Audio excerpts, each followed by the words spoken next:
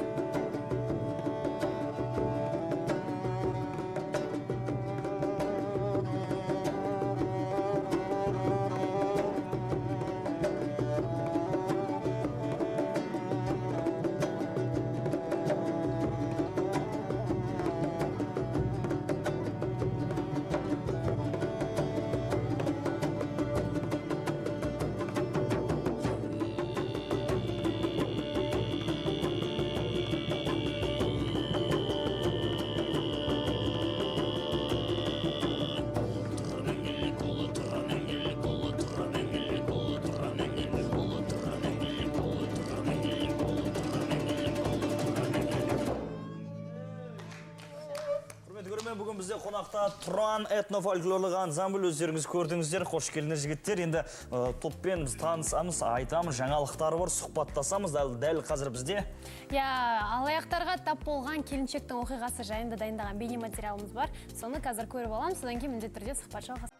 Енді құрметті көрермен, сұхбатымыз жалғастырамыз. Өзіміз айтқандай, бүгін 15 жылға толып отырған әлемде біздің этно өнерді көрсетіп жүрген, мақтанатын, ауыз толтырып айтатын Тұран этнофольклорлық ансамбль. Қош келдіңіздер жігіттер. 15 жылға құтты болсын. Құттықтаймыз жігіттер, таныстыра кетейік. Серік Нұрмолдаев, Мақсат Медеубек және Бауыржан Бекмұхамед мырзалар келіп отыр. Тағы да қош келдіңіздер дейміз, өте қуаныштымыз. Енді 15 жылдық концерт деп жатырмыз. Бүгін екен, дайындық қалай болып жатыр? Армысыздар, негізі дайындық өте қарқынды. 15 жылдықта үлкен жоспарларымыз бар. Солардың бастамасын арнайы осы Алматы қаласынан бастап отырмыз.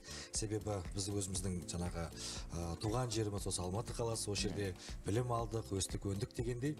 Сондықтан да халықтың батасын алып, қошеметіне жаңағы той аттап, Құдай қаласа барсақ ба деп, атлансақ ба деп отырмыз. Үлкен жаңағы Евротурымыз бар, көптеген жаңағы сапарларымыз бар. Қазір оның жеке-жеке айтар жастарымыз. Енді бүгін концерт қаншада, қай жерде? Көрерменге айта кетейік. Бүгінгі концерт сағат 19:00-де Жамбыл атындағы Қазақ мемлекеттік филармониясында болады. Төлепберген Әбдірашев атындағы Академиялық симфониялық оркестрмен бірігіп концерт береміз. Қандай керемет. Құрметті көрермен, міндетті түрде келіңіздер. Енді айта кетейік, 15 жыл деген бүйтіп қарасаң, тез өтіп кеткен уақыт. Қаншама жетістік, Евротур деп жатырмыз, шетелдерде де қаншама үлкен сахналарды бағындырып, елді таңғалдырдыңыздар. Енді 15 жылдықта осы Алматының өзінде қандай бір ерекшеліктер болады? Енді шыны керек, біз енді осы уақытқа дейін 70-ден астам мемлекетте концерт беріптік, 1300-ге жуық концертіміз бар. 1302-ші концерт. Екінші концертіміз бар. Бұйырса. Бірақ дегенмен де біздің осы қазақи көрермендер, әсіресе оның ішінде жастар бар, енді қарт кісілер де бар. Әсіресе енді осы Алматы, бұл енді мегаполис қой.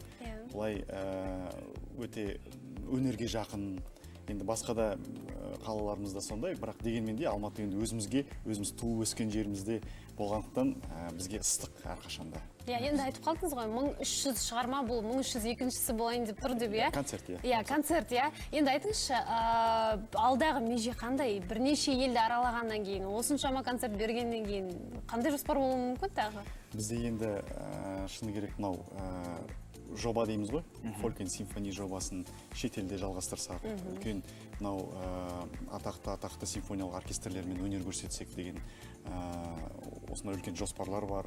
Сонымен қатар мынау кино болсын, театр, би, тағы да басқа салаларды қамтып, одан оны дамытып, сол етене бір коллаборация дейміз ғой. Жақсы жұмыстар алда күтіп отыр бізді. Сондықтан соған сондай жобалар енді. Этнотерапия дейміз, тылсым байтұран, тағы да көптеген осындай жеке-жеке өз басымызда осындай үлкен жобалар бар. Тамаша, ал жалпы практикада болып пе жаңағыдай театрмен бірге, бимен? Әрине болды. Осыны жалғастырсақ деп отырмыз соны. Мүмкін шетелдік сол шетелге енді бағыт. Тамаша, енді жаңа айта кеттік 1302 концерт деп, ал жалпы қанша шығарма бар? Бізде қазір 50-ге жуық шығарма бар.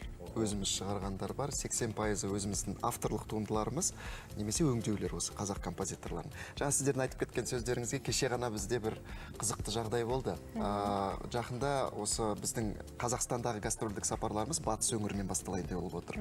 Атыраулық бір тұрғынымыз, ура, келе жатырсыздар ғой. Бірақ біздің Атырау сіздерге шетелден де алыс болып кеткен ба, 15 жылда бірінші рет күтіп отырмыз сіздерге. Енді сөздің жаны бар екен, иә? Бұрынға дейін Рас сондай келмеппедіңіздер. Атырауға бірінші рет барайық деп отырмыз. Жалпы батыс өңіріне енді бардық қой былай. Бірен саран бір-екі концерт.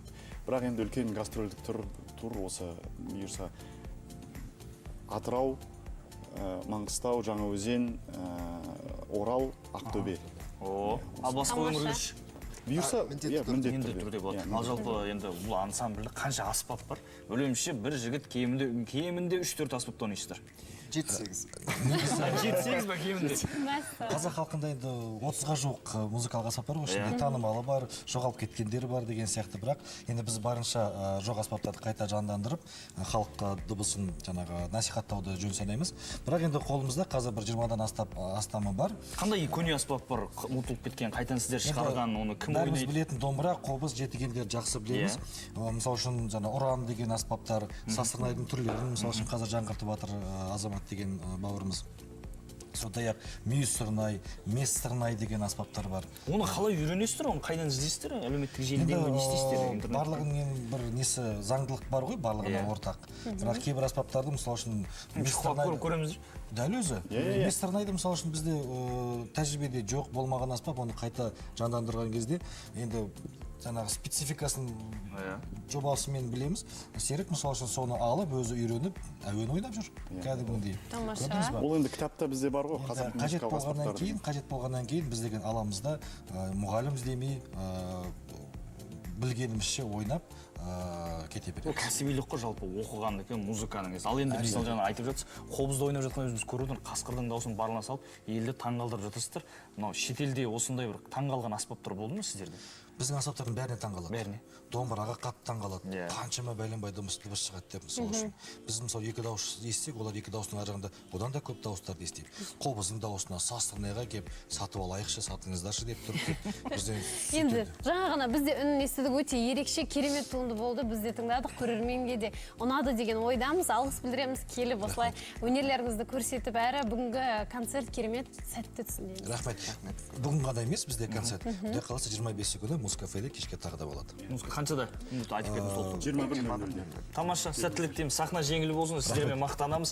Көк туымыз желбіретіп, шетелді аралап, мақтанып жүре берейік деп тұрамыз. Рахмет. Ал енді құрметті көрермен, дәл қазір бізде астрологтардың кеңесі Жұлдыз Жорамал.